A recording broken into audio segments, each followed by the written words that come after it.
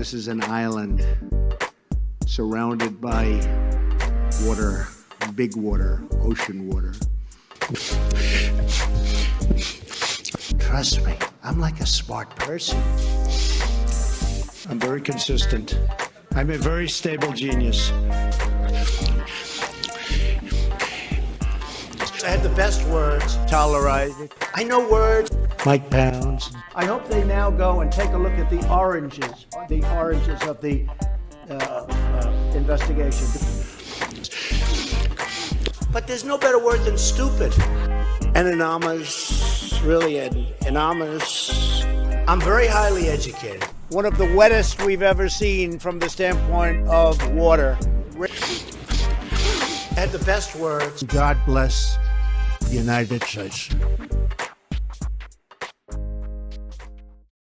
Now witness the firepower of this fully armed and operational battle station. Stupid! You idiot!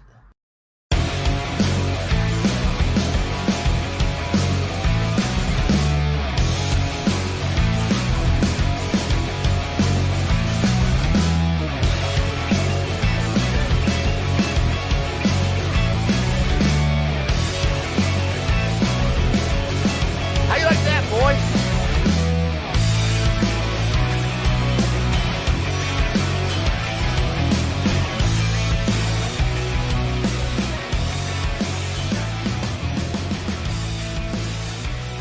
From the nation, Walker Nation. What's up, everybody? It's Thursday. Got a show for you today. Gonna be interesting. We have, of course, fantastic news, and we're gonna get to that. It's Brittney Griner, and then, of course, we're gonna talk about the right-wing reaction to it, which is not so great. But first, before we get to that, we have did they find more classified material at one of Trump's properties? Weird. How did it get there? Oh, no idea. All right, so we've got that. We're gonna talk about that. We have Fox News reacting to the Twitter files. One I wanted to get to. An inside look into the Walker campaign, the failed Herschel Walker campaign. Fun. Insiders, of course, people who worked in the campaign, sharing their experience. That's gonna be good. You'll enjoy that. And then, of course, we have lobbyists from some of the largest corporations still trying to crush two antitrust bills. We're going to talk about that, including a letter that was sent actually last week, trying to get Republicans to block everything. And so we're going to talk about that and what you can do to maybe pressure the Biden administration to act quickly before we're out of time. So that said, interesting. An inside look into the fights of vampires versus werewolves. Yes, the vampires versus werewolves. Of course, we're just gonna redo Twilight here. That's what happened in the Walker campaign. True, it's true. This election is about the people. It was. All right. Anyway, let's go to more Trump crimes. He just can't help him. He just keeps criming. Okay.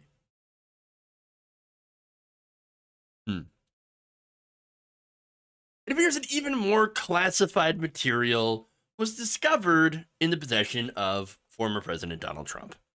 That's right. According to reports, a private firm retained by lawyers to the former president found some stuff in a storage unit belonging to Trump marked as classified.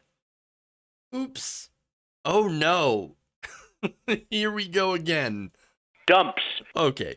Now, the Washington Post, citing anonymous sources, reported that the items were discovered by an outside team brought in by Trump's representatives to search his other properties after the FBI recovered roughly 100 documents marked classified during an August 8th search of his Palm Beach estate, Mar-a-Lago. Now, the nature of the newly found material was not immediately clear, but the storage unit in which they were found has been used to hold items from an office in Northern Virginia used by Trump staffers after he left office, the newspaper said. So now look, obviously the big question is, well, what are they? What were these classified materials? And why were they sitting in a random Trump storage unit in Florida? Why? Doesn't make any sense. Aside from that, this proves that the Department of Justice was right when they questioned, did we actually get all the documents? I mean, did we get all this stuff? They were asking Trump, are you sure that's everything? I mean, if you just give us everything that we're asking for, the documents that didn't belong to you, the materials that don't belong to you, we will go on our merry way. And so will you. You just have to give us everything. You just have to give us the documents. That's all we're asking for. Just give the things back that you stole, that don't belong to you. We feel like we're missing some stuff. He's like, no, I swear, I give you everything. I give you more than you will ever need, ever. Believe me, I gave you more than any president could ever give anyone ever from all time. And you know what? You should actually be giving me stuff. You should give me not only the stuff that I gave you back, you should be giving us stuff from Obama. Like his birth certificate, I'll take that. I'll take all the other stuff from all the other presidents. I want everything. But look, it proves that Trump was lying, of course, and that's a big surprise, right? And because, again, he and his representatives already claimed that they gave back everything they had, and, well, he didn't. How many more lies are they going to just let him sit back and, like, let him tell about this before they, I don't know, go in and search themselves again? That said, obviously, not the government. It's an outside firm, and I think there's a good reason for that was hired to search for this material. The reason is, if it were the government, Trump would do what he already did. He would whine and cry about, they're planting evidence. We have the government, the Biden administration weaponizing the FBI, defund the FBI, because they're coming in and they're planting evidence. Okay, so they're like, oh, well, look, we don't want to go through that and give him that excuse again. Okay, fine. Go ahead and bring in an outside team. And that outside team still finds more stuff. And it's funny because, they bent over backwards to allow Trump, basically, in my opinion, they gave him enough rope to hang himself in a figurative sense, not a literal sense. Now, it's funny because, as I mentioned, they let Trump and his team do what they want, right? As long as they return the material, that's really all they cared about. Oh, you want to hire an outside team to search for us so that we don't have to do it? Okay, that's fine. Whatever. So they do that, and how does Trump respond? A spokesperson for Trump, responding to reports about an outside firm's search for classified materials, said this in a statement, quote, President Trump and his counsel continue to be cooperative and transparent. Despite the unprecedented, illegal, and unwarranted attack against President Trump and his family by the weaponized Department of Justice.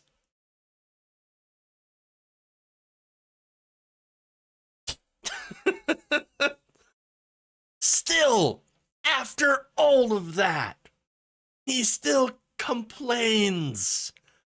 Spokesman Stephen Chung did not respond to a follow-up phone call about subsequent reporting indicating that a search of the storage unit had turned up at least 2 items with classification markings. Amazing. Just amazing. He gets his way and they find more stuff. Now, look, along with these, with the storage unit, the firm was also sanctioned and contracted to search properties, including Bedminster, Trump's golf resort, as well as Trump Tower in New York City. So,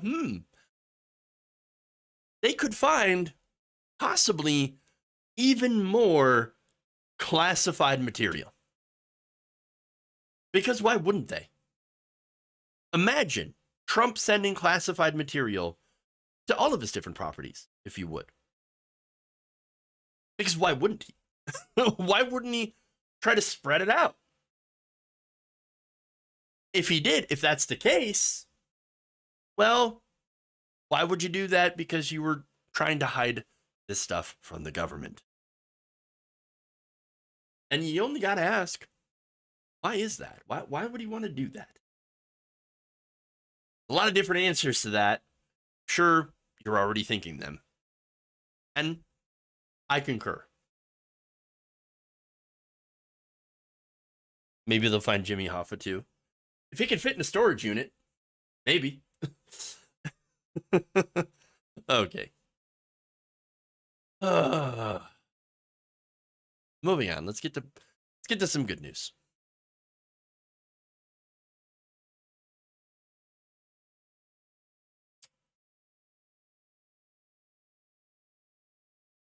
This is a 2-for-1 right here.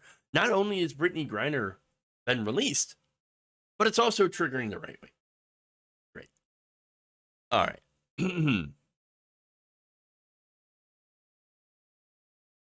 Alleged coke addict Donald Trump Jr. is having a bit of a meltdown over the release of WNBA player Brittney Griner from the Russian prison that she was being held in. Earlier on Thursday, the Biden administration, under pressure, of course, from Griner's family, human rights groups, activists, announced that they were able to negotiate Griner's release. Now, of course, that was in exchange for an arms dealer named Victor Bout. I want to show you a couple of videos here of Biden's announcement. Here's the first part. Moments ago, standing together with her wife, Sherelle, in the Oval Office, I spoke with Brittney Griner. She's safe. She's on a plane. She's on her way home.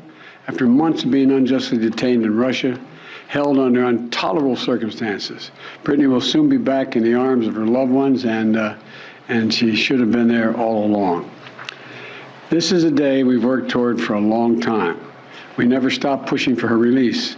It took painstaking and intense negotiations, and I want to thank all the hard-working public servants across my administration who worked tirelessly to secure her release. I also want to thank the UAE for helping us facilitate Brittney's return, because that's where she landed.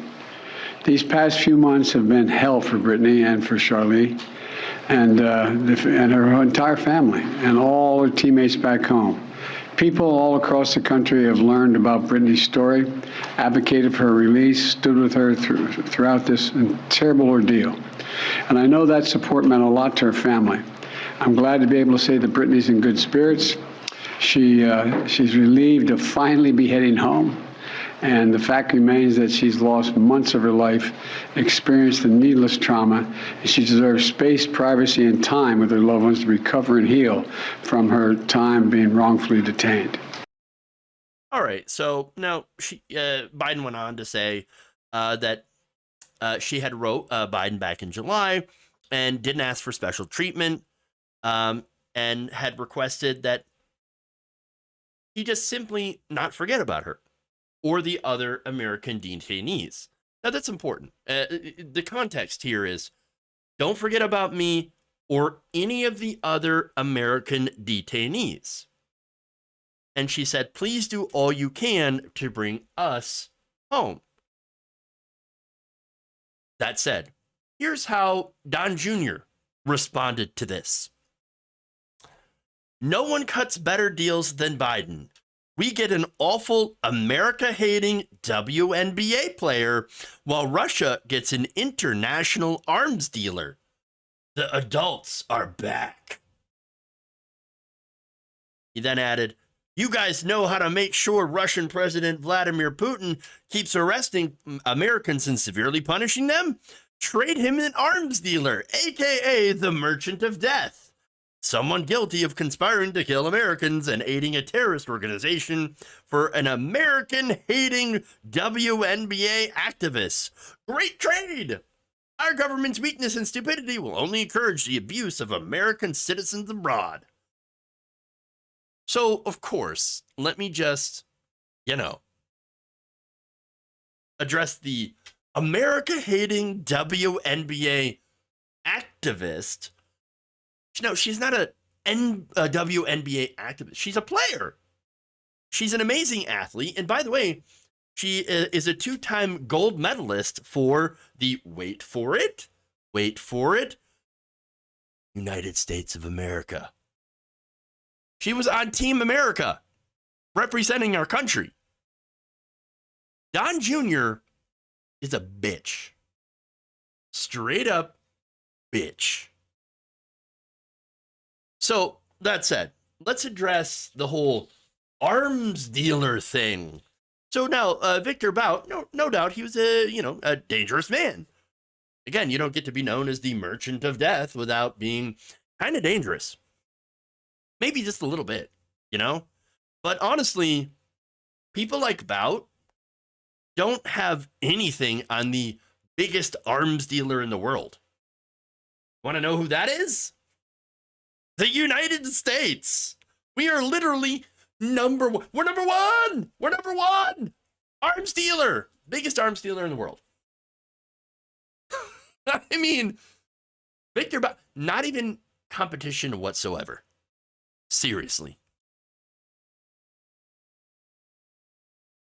But that's just Don Jr.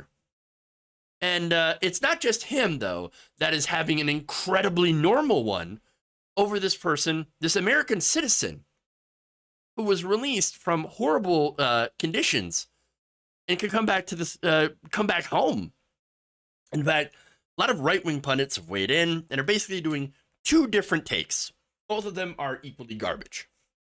So let me go first here to Laverne Spicer, who basically argues that Brittney Griner should not be allowed to have free speech. Brittney Griner better stand at attention with her hand over her heart every time she hears that anthem now. Meaning, of course, the national anthem. If she kneels ever again, she should be sent right back to Russia. Very, very free speech. In fact, nothing says free speech or freedom than forced patriotism. They love freedom, don't they? They love it. Now, here's Tommy Lahren, who said this. I wonder if Brittney Griner will sing and stand for the national anthem, not that the United States has compromised national security to free her. How did you compromise national security? By giving up a, basically at this point, retired arms dealer? Remember, in the United States, number 1 arms dealer in the world. Just saying.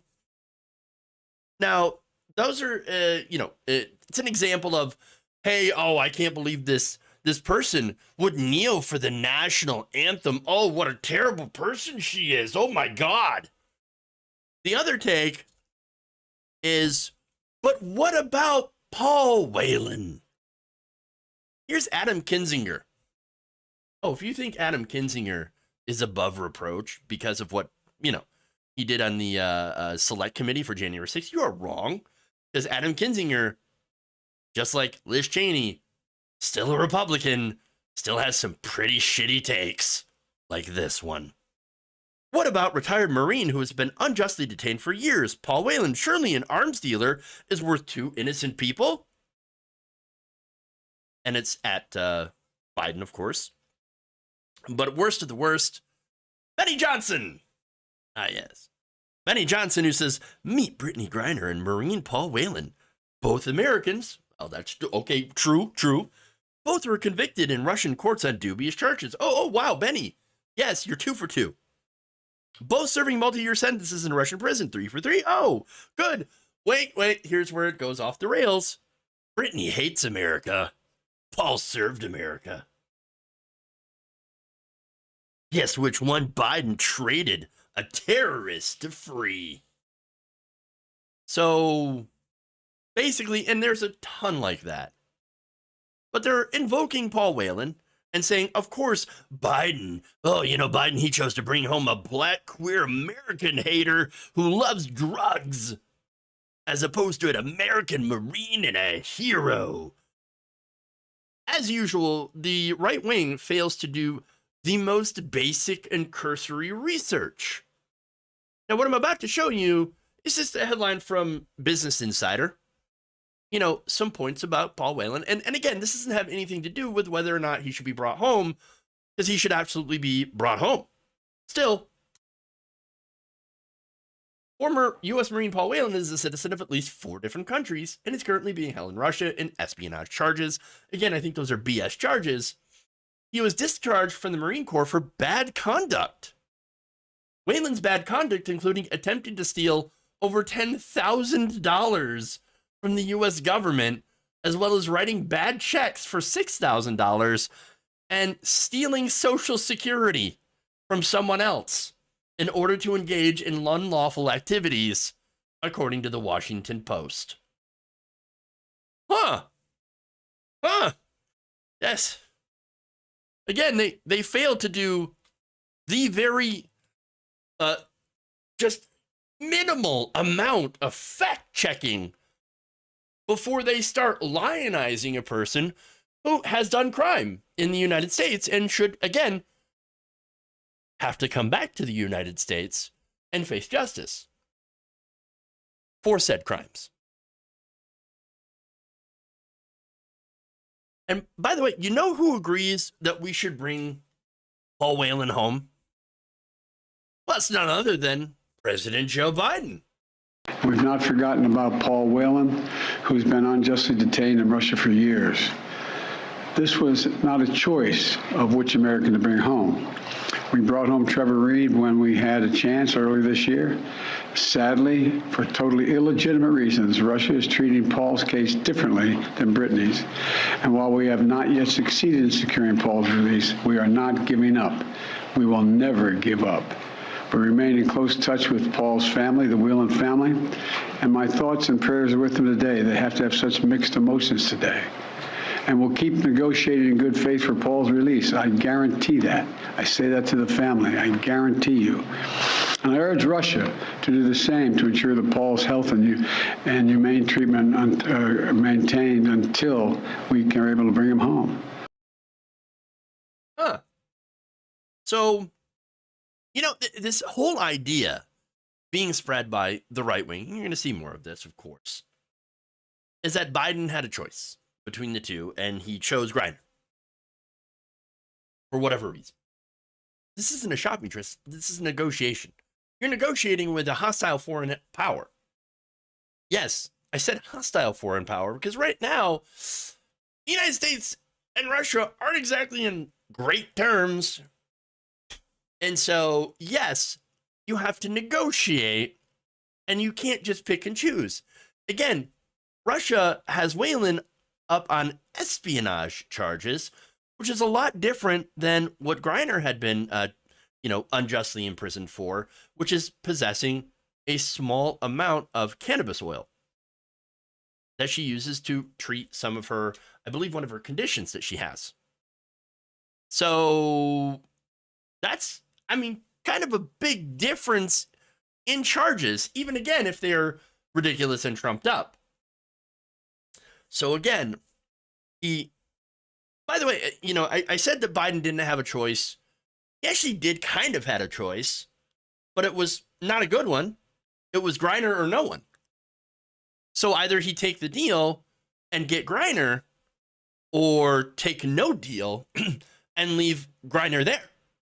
Which again, I'm pretty sure if the right wing heard about it, they would also complain. It's sort of a no-win situation here. He did the logical thing. I know it doesn't make sense to some right-wingers, but yes, it's logical to take the best option available to you. That's what he did. That said, Waylon's family, they've weighed in on this because, of course, they want the return of Paul. In a statement given to CBS News and other outlets, Waylon's brother, David, spoke out in support of Griner's swap. Oh, would you look at that? Well, there is no greater success than for a wrongful detainee to be freed and for them to go home. The Biden administration made the right decision to bring Ms. Griner home and to make the deal that was possible rather than waiting for one that wasn't going to happen.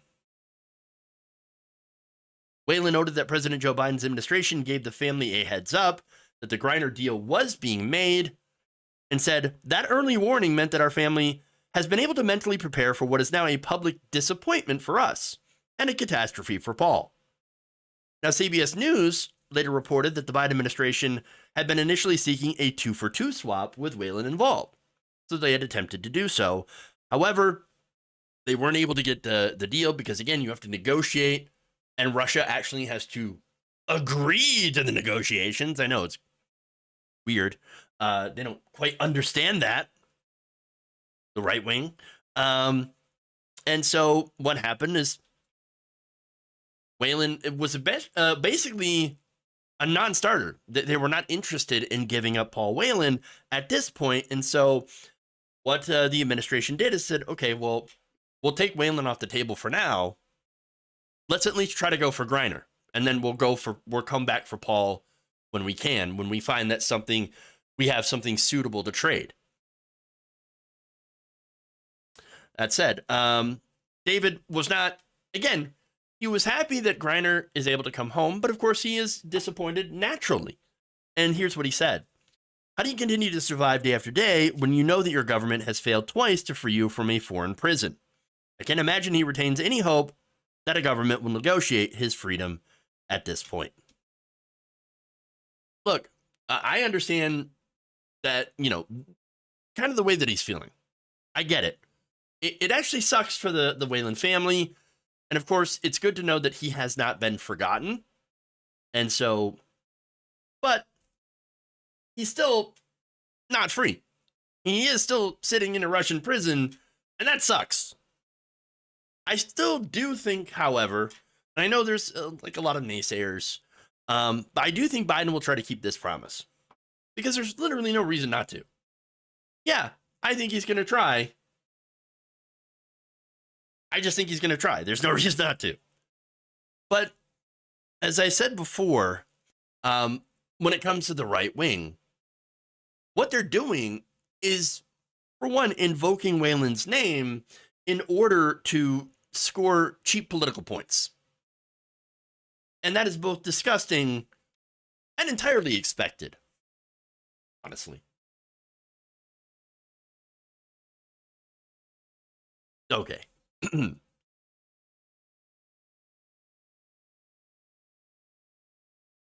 Moving on. It's pretty difficult to negotiate about anything with someone you fight a proxy war against at the same time. Just saying. Now, that's true, James. It's a very, very fair point and a good point. Yes. It's actually a surprise that Biden was able to negotiate Griner's release at this point, because this was, again, a surprise for all of us, and a very, very welcome one. Biden had been around the block, left up the GOP, she'd still be in the colony. It says Hazel Flat. Yeah. Do you think the Trump administration would have tried to get Griner out? Of course not. Are you kidding me? A black queer woman who, kneeled at the national. Are you kidding me? No, they'd be the first ones to be like, oh, un-American, traitor, leave her in Russia. So yeah, right-wingers continue to show their ass every time while trying to, attack Biden on things that don't matter. We should all be happy that an American citizen is coming home. How difficult is this? All right, anyway. Apparently it's really hard. Let's get to the next story.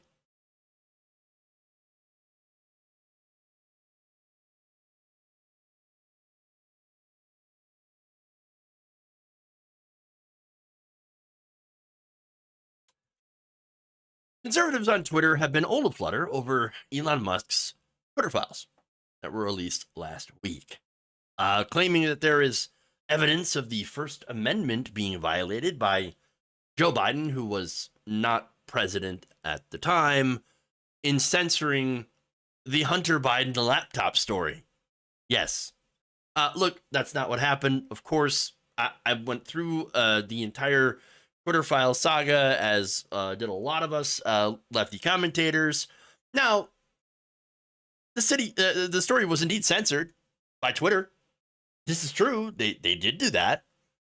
Twitter decided to suspend the account, New York Post, and suspend people who were talking about it. And then later on, they're like, it turns out, no, that was a stupid thing to do. And I agree. It was a stupid thing to do. Had they let the story run, it would have just petered out as another, desperate right-wing attempt to, throw nonsense at the wall. Still, this was censored, but not on the orders of the federal government. And now, again, the right wing seems to not understand what free speech is, what the First Amendment actually means, and apparently they're having difficulty trying to figure out who the government is. They also seem to have an issue with time. Thinking that Joe Biden was president in, early 2020 when he was not. Okay, so anyway, let's go to a video here. This is Brian Kilmeade. Basically, dropping some truth about the Twitter files and how, the government really wasn't involved. According to the guy who Elon Musk gave all the secrets to, he said, I don't see federal law enforcement involved in the laptop story at all. Well, maybe they weren't, and we'll get answers when oversight, because these Republicans are taking. But wait a second. How could that be the case? Is the FBI part of the government? Yeah. Of course. Did the FBI get the laptop? Did they go ahead and brief these major social media companies about not doing certain things and suppressing certain things?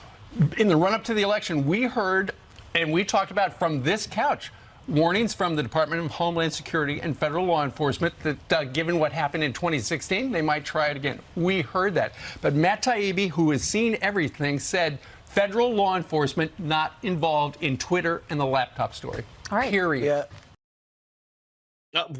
Look, you heard it very clear. The federal government was not involved in censoring the laptop story. That's it.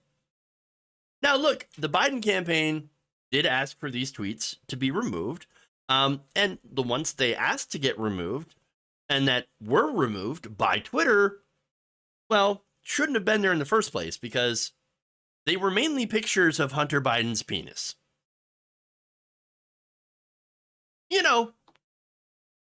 Maybe not something you want to have on your platform. Tallywhacker. Tighten up my meat. You don't want that. You don't want that. I'm pretty sure that breaks Twitter's terms of service against revenge porn. That's what that is. So, look. This didn't get mentioned, by the way, in this segment, but the Trump administration had also asked Twitter to remove certain tweets and stories, and had also had their request granted, and that was mentioned by a Taibbi as well. So you could argue then if anybody in the government was involved in censorship, you could say it was the Trump administration because Donald Trump was president at the time. And who was running the FBI at the time? Well, that would be a Trump appointee, Christopher Wray. Well, I don't understand. I thought it was the Biden administration that was using Twitter to censor conservatives, because that's what they keep saying. And it turns out that's not the case at all. No, what happened is the FBI, under Trump appointee Christopher Wray, follow me, okay, put out a general warning that the Russians might try to put out disinformation like they did in 2016. So Twitter and Facebook, they took that and they're like, well, you know, we really want to be careful because that's bad for PR if we get caught again spreading Russian propaganda. So, okay, we're going to make the decision to censor the laptop story because we think it's garbage. It sounds like garbage, hasn't been verified. It's coming from Rudy freaking Giuliani, who's kind of a idiot. Even though a lot of the stuff actually on the laptop was verified as being legitimate. Instead of making the story about that, the right wing has made the story about the alleged First Amendment violations of the censorship, which actually wasn't directed by the federal government. So, that said, I think the laptop, a lot of the laptop, at least the stuff that's getting mentioned, like Hunter Biden's hog, is a lot of salacious red meat. Seriously, though. You know, the fact that he's a very troubled individual, has some drug problems, and, you know, involved in some shady business deals. But at the same time, he's a private citizen. He's never served in office. He's not running for office. He's under investigation for tax fraud by the DOJ. And if he gets indicted and convicted in a fair trial, there's no lefty out there that's going to lose any sleep over it. At all. Just not at all. In fact, we say, yes, good. If somebody is doing tax fraud, we should go after them. Go after the tax cheats. And by the way, I'll also say, hey, that if you don't like people profiting off their parents' names, I agree. I don't like that either. I don't like that Hunter Biden made you know, tons and tons of money, millions of dollars, off profiting off his dad's name. I also don't like the fact that Ivanka Trump and Jared Kushner got billions of dollars, $2 billion, from Mohammed bin Salman. Mohammed bin Salman, who murdered, or I should say, who ordered the murder and dismemberment of a Washington Post journalist.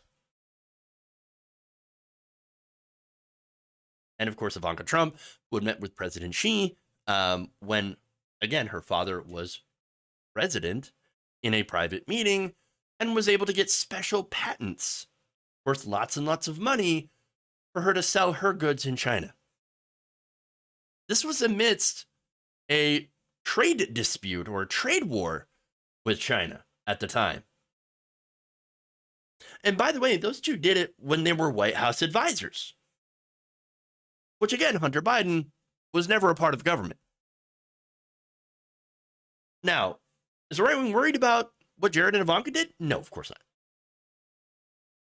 That said, there's the first video. We'll get to the next one here because Brian Kilmeade is still not convinced. But if the FBI says, listen, I get rid of this is the Russians' disinformation, and they get rid of it. And there's a story coming out in October. They didn't actually get into the tools and say, Twitter, we're getting rid of this. But if the FBI is knocking at your door saying Russian disinformation, just like 2016, and you do it, you can honestly say the FBI had nothing to do with that?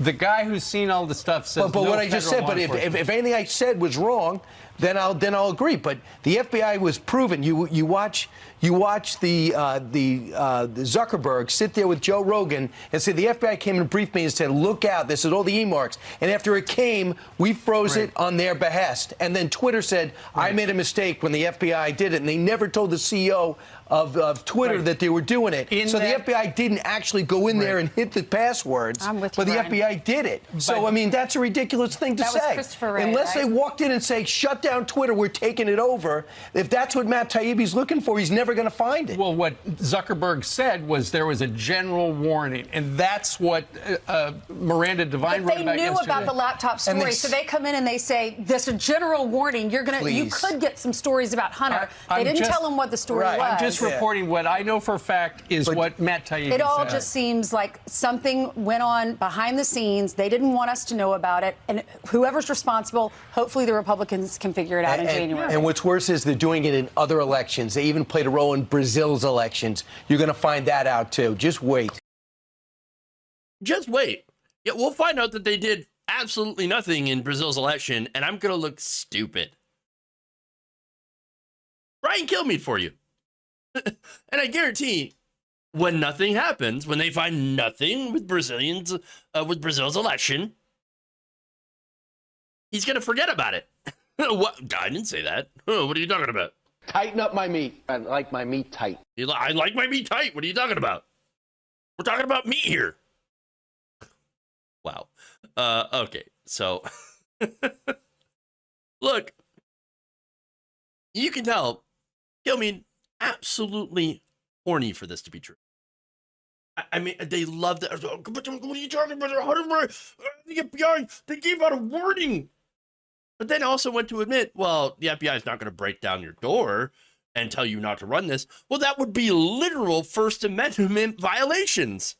So he just admitted, hey, if you're looking for them to actually do a First Amendment violation, then you're not going to find it, which is why they did a First Amendment violation. No, moron. You idiot. You dipshit. You idiot. No. Oh, my God. Look. Twitter and Facebook were not forced by the government to pull the Hunter Biden story. The entire claim of the First Amendment being violated is BS. If you want to make a case that, hey, this is a big tech censorship, then you would be right. This was big tech censorship that decided, hey, we're not going to run the story because we think the story is crap, or we think it might be Russian disinformation based on what we know. And they were wrong about that. And they came out and admitted that they were wrong about that. And the right wing, perpetual victims as they are, continue to cry about it, to cry and whine endlessly. Look, the fact that they're so interested and invested in keeping up this narrative tells you a couple of things. For one, it tells you that censorship story is all they have. And of course, they try to falsely involve the government in it for just putting out a simple warning. There's nothing that's it tells you that there's nothing that shows that Joe Biden was involved or that he had personally profited off his son. No, it's the reverse. Hunter Biden profited off of being a Biden. Now, if you have an issue with that, that's fair. I also have an issue with nepotism. But they also believe that for some reason, had the story not been censored by Twitter, then it somehow would have changed the election. No, I'm not buying that at all. There's nobody outside the right-wing echo chamber that actually cares about Hunter Biden. They're obsessed with it. Like, oh, if only the truth about Hunter Biden would have been revealed in the election, it would have cost him, would have cost Joe Biden the election. Really? We were voting for Joe Biden, not Hunter Biden, in case you were wondering. Again, the whole thing is absolutely ridiculous. Absolutely ridiculous. But let's go to why the Twitter files were released anyway. So Elon Musk, again, buys Twitter, a $44 billion midlife crisis buy. Let's be honest about that. $44 billion of divorced dad energy right here. And he's like, oh, God. Oh, this was a disaster. I probably shouldn't have done this. All right.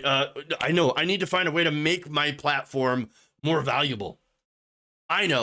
Let's reach out to Matt Taibbi, who apparently didn't have anything better to do. Even though, Matt Taibbi has had some excellent, great journals. I have one of his books. They're sitting on my bookshelf.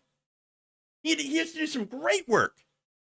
But now, Elon Musk, the second richest man in the world, reaches out and says, I got conditions.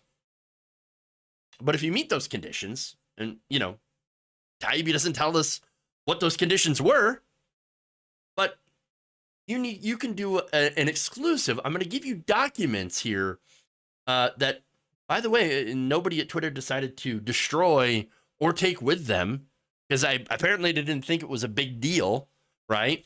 That it was going to be anything that's scandalous. So that, again, tells you something, right? And we're going to give it to you, and you're going to go through them, and then you're going to give out the dirty deets, which in reality, Taibbi didn't find anything dirty. Other than, Twitter, they just didn't like the story. They thought it was crap. That's it. Now, Musk, again, just did this because he wanted to distract people from how he's basically created the platform. To give him something special for his new right-wing audiences he has cultivated by being basically a reply guy. I mean, you look on Twitter, if you're still there, look at Elon Musk and who he replies to. Nothing more than right-wing trolls. That's it. That's his audience. That's his bubble now. So, I mean, that's who he hangs with, and that's who he's trying to woo and keep on the platform. Because he thinks he's going to somehow make money from it, from having this as a Twitter exclusive. So, publicity stunt. Okay. Look, the real conversation about this that could be had if we're having something substantive here is how, hey, maybe we shouldn't have corporate monopolies. Maybe corporate monopolies are bad because they do lead to the censorship when it comes to Twitter, which is supposed to be a town square, right? Now, unfortunately, the right wing has twisted the idea of censorship as into, I really just want to say the N-word, and it's censorship if you ban me for saying it. Or, I really want to, attack and bully transgender people to the point of where they commit suicide, and you won't let me do it, so that's censorship. How dare you censor me from doing my targeted harassment campaigns? That censorship, free speech, what happened to free speech? Free speech doesn't exist on private corporate platforms. If you do want a town square, then maybe you might want to think about, I don't know, breaking up these tech companies and instituting maybe something that is a public forum that is protected by free speech to go along with these, smaller media companies, social media companies, as a place where, your free speech is protected. That's just one idea. And I'm sure there are plenty of other ideas on how to do an actual free speech conducive platform that doesn't have so much power over the town square. That said, if you agree, then we could work together. Have them broken up by antitrust laws and prevent them from gobbling up other companies. Maybe even countries. Who knows? Some of these corporations are worth more than a small nation. But no, if your only interest, though, is dunking on Hunter Biden, or I guess really desperately trying to see his hog, or standing rich people like Elon Musk for a little bit of attention, ooh, daddy, well, then we know you're not actually interested in free speech or fighting against corporate censorship or government censorship, for that matter.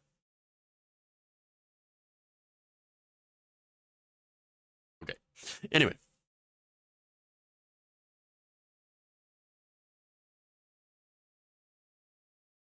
That's right. I said his hog.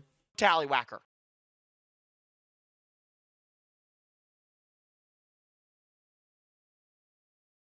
Sarah West says freedom of speech does not equal freedom from consequence. Very, very true. All right.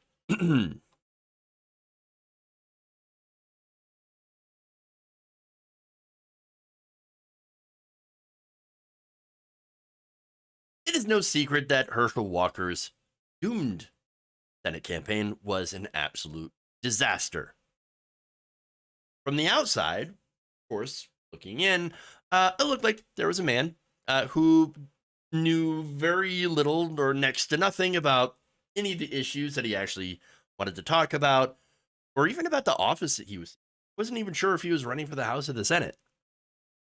So that if it looked that bad from the outside, how bad do you think it looked from the inside? Well, it turns out, worse than you could ever imagine. According to staffers speaking to NBC News about the doomed campaign, it had some problems from the very start. And of course, the main problem was Herschel Walker. They said that Walker first didn't even set up a traditional campaign structure, according to the people who worked for him. So decisions that were normally left, for example, to professional staffers, from media buys to the campaign's daily messaging, to vendors who sold, campaign like online swag and stuff like that, to picking event locations, were instead controlled and often micromanaged by Walker and I think more his wife, Julie Blanchard. So a lot of those decisions ended up with her instead of the professionals. And what were the professionals doing? They're mainly fighting each other. Now, look, a lot of this was internal dysfunctional campaign stuff. There were delayed decisions, there were redundancies, there were all sorts of issues. And of course, that bled into things like fundraising, which was another disaster. Now, other staff told NBC News that Walker was also, and this, of course, is getting to his issues. It's past.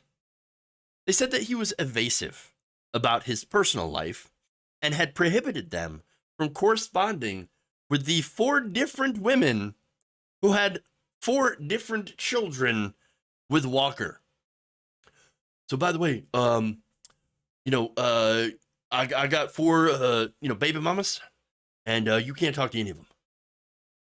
Okay, but how are we supposed to get ahead of the scandal if they're discovered?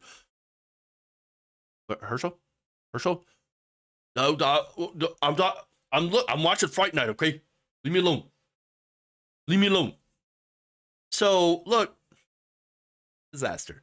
Now, 2 staffers who said that Walker was not forthcoming about at least 2 of his children, learning about them only when they had reached out to his son, Christian Walker. Now, Christian Walker, of course, is one of Herschel's adult children, also right-winger, Trump supporter, etc., but was also like, please don't run. Don't run. Like, they're going to rip you apart. This is a disaster. Don't do it. Now, obviously, he did not listen, but the campaign still believed that Herschel would at least listen to Christian about a couple of things. In fact, the staff attempted to get Christian to persuade his father to stop posting stream of consciousness videos on Twitter at 4 a.m. That sounds very healthy and normal. I'm just saying. The message was, would you be open to talking to him about some of the messaging stuff? I think he listens to you more than any of us, wrote one staffer. So, okay, messaging stuff, sure. That sounds like a fairly routine thing, but no, the next quote is even better. The staffer then asks Christian to, quote, ask him to stop being a moron on TV. Read your playbook before opening your mouth. We're just desperate.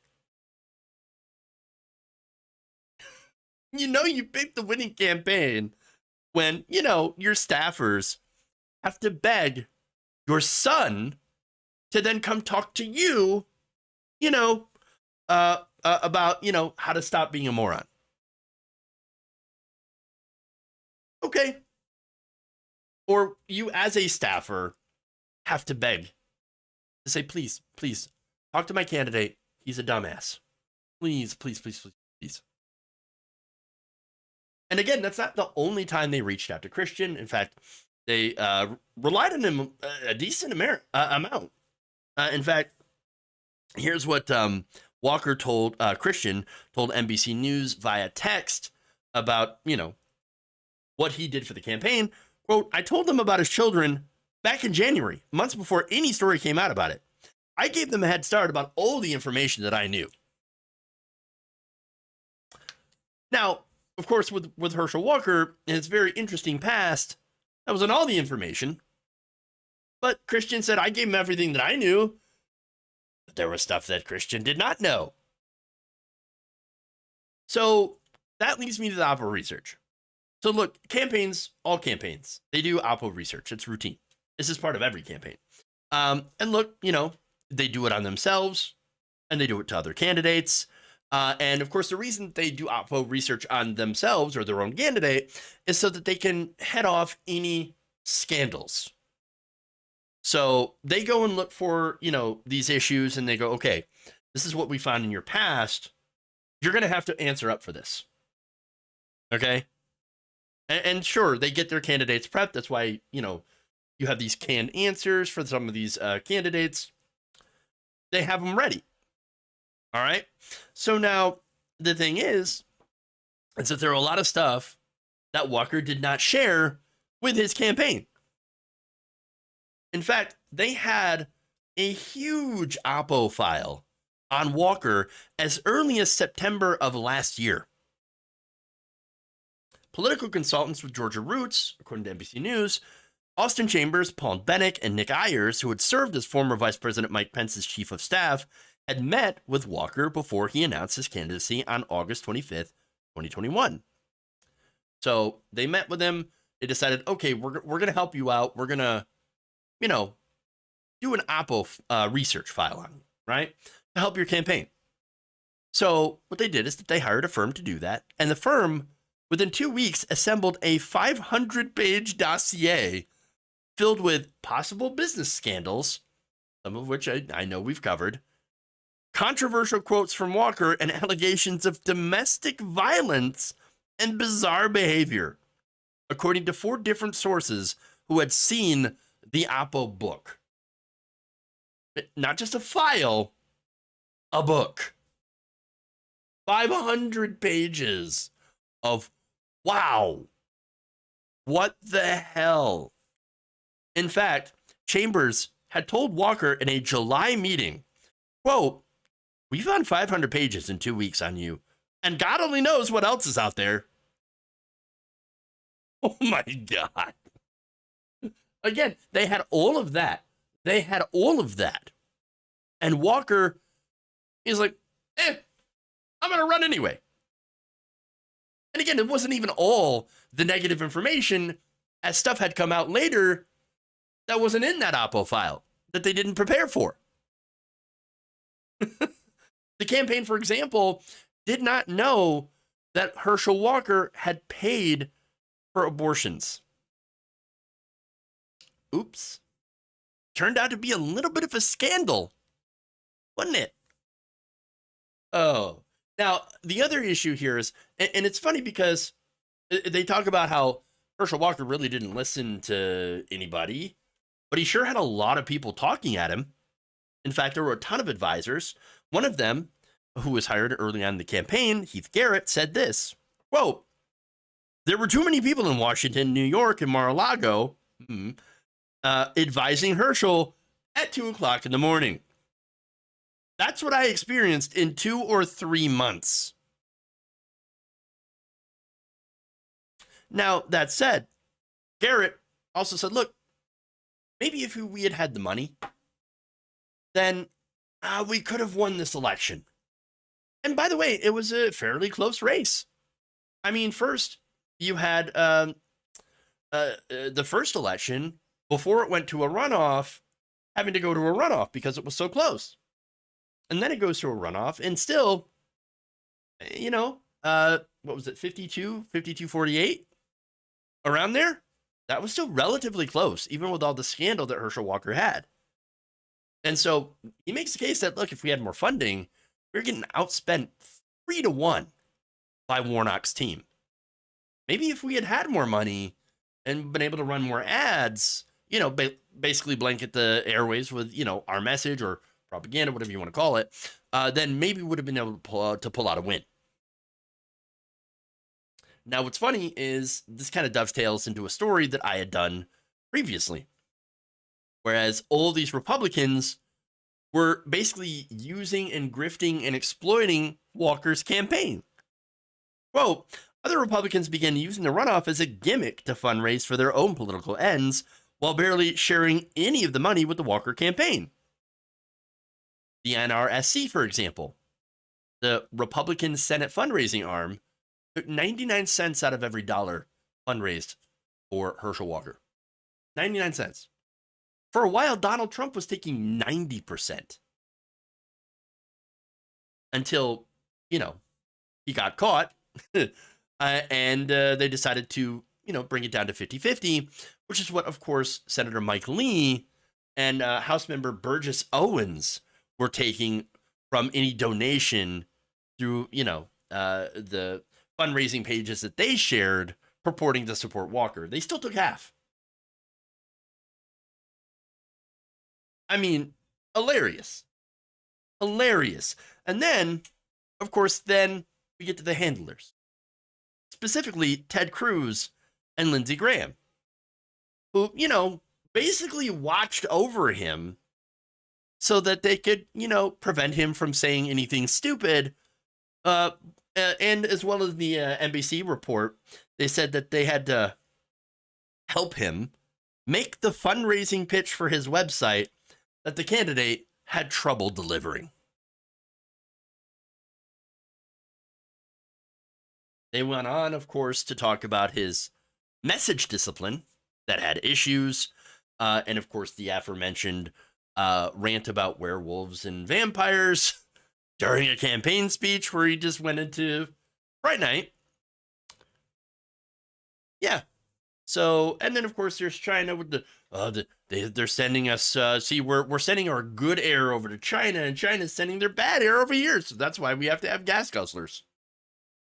By the way, did you know that I was a cop? No, you actually weren't. Look, I got a badge. Yeah, that's not a real badge. So look, basically, to recap, he had a ton of scandals and was a disastrous candidate. And he was less than forthcoming about them. Maybe he forgot. I don't know. Maybe he did it, with a different personality. Like that different personality had done those things. Again, he said, and I'm not joking, he said, look, I got multiple personalities. Somewhere like at least like 20. He's who knows? Maybe that other person did that. I don't remember what he did. I don't remember what that Herschel Walker did. So I can't share that with my campaign. Who knows, right? And so he had that. And also, he and his wife tried to micromanage the campaign with zero knowledge about how to run a campaign. Couldn't stay on message, couldn't stop saying dumb things. Had all these people, including Donald Trump, whispering in his ear, and yet couldn't raise any money because everybody else was taking it from him. While the staffers would rip into each other about, hey, maybe you should actually try to put a fundraising pitch out there. Oh, but that makes him sound like a used car salesman. We can't have that. Oh, you must be smoking drugs. Well, you're the one that's smoking drugs. That's a literal argument that they had. It's in the article.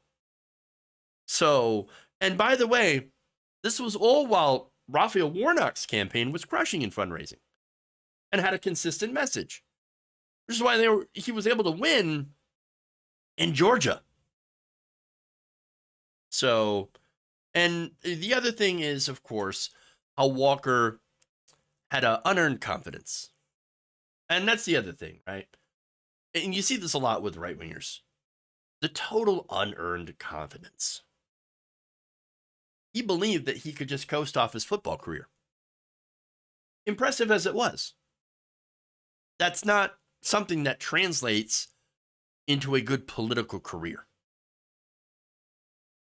And he thought that everybody would just ignore all the insane things, that I or one of my multiple personalities had done. And they'll just put me in a position that I'm deeply unqualified for. Well, it didn't work out that way. And that's good. And by the way, Walker campaign staffers, by election day, knew. They knew they were going to lose. In fact, one Republican consultant said when he saw a group of his staffers gathered at a restaurant on Monday, quote, they looked like a pack of beat puppies. What were they, Dr. Oz's? Oh, I'm sorry, that would be dead puppies. Dr. Oz, puppy killer. Now, another quote here from Dan McLagan, right, who worked for Walker's GOP primary challenger, Gary Black. Again, this is one of the people that Herschel Walker had to beat in a primary to get into this general election. He said this, that Walker was a train wreck and that the Republican establishment did not listen to their warnings. Well, what we just established is the absolute floor of the GOP base in Georgia. No kidding. This is what you get when you have a candidate who threatened women, stalked them, paid them to have abortions, said crazy things, and has an adversarial relationship with the English language. Oh, damn. Oh, vicious. Maybe next time we'll learn. Are you sure? Herschel Walker didn't just materialize out of nowhere. No, he had to run through a Republican primary against other Republicans. And you don't get through a primary unless you win, unless you get more votes. That's how it works. Enough people looked at Herschel Walker, the Republican voters looked at Herschel Walker and said, no, that's it. That's my guy. That's it. That's it. Nailed it. We're going to vote for this guy. He is going to win a general election. We know it. We know it.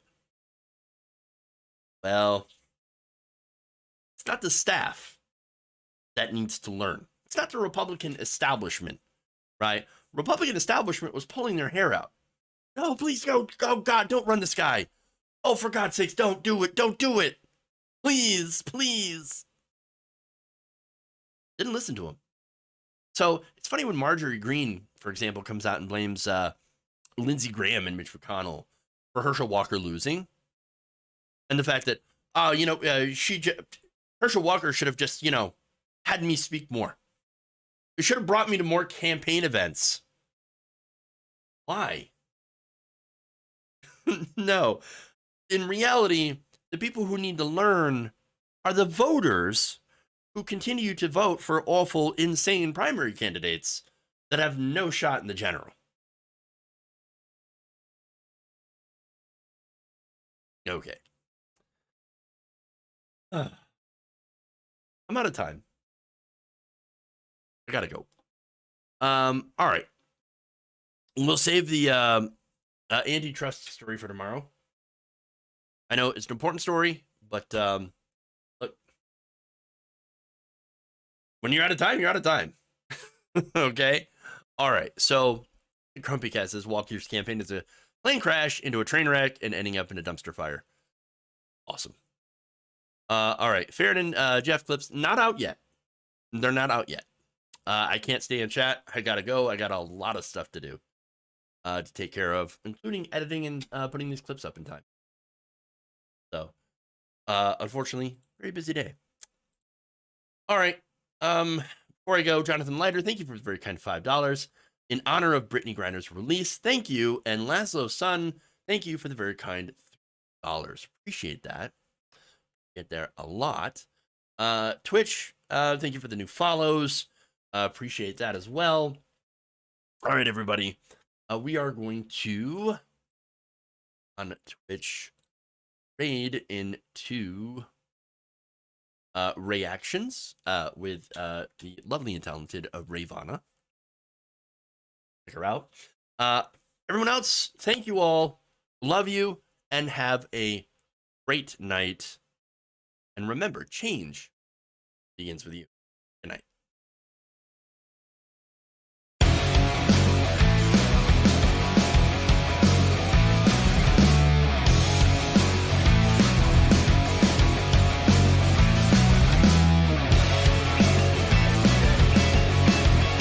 Resurrection is about the people. Well, I do not consent. Tighten up my knee.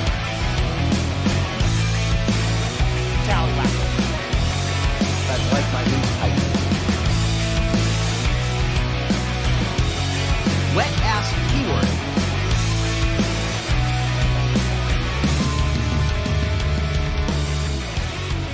You're kicking me out the door.